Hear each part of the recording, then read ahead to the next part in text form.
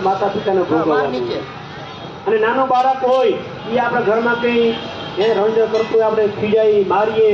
એ પણ આપણે એને ઈ પાપ આપણે લાગે બાળક હોય ઈ કઈક ભાઈ તોફાન કરતો હોય તો આપણે તોફાન નહીં કરી શકીએ હવે આપણે બોલા લાગી તોફાન કરી તો નાનું બાળક હોય ઈ કઈ પાપ કર્મ કરે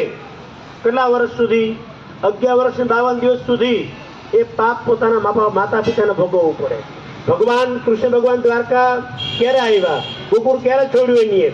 11 वर्ष 52 दिवस पर गोकुळ छोड्युं एनी कारण के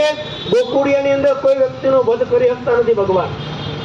ज्यारे अंदर मारा भाई हवे कंसनो वध करवो त्यारे भगवान स्वयं गोकुळ मोली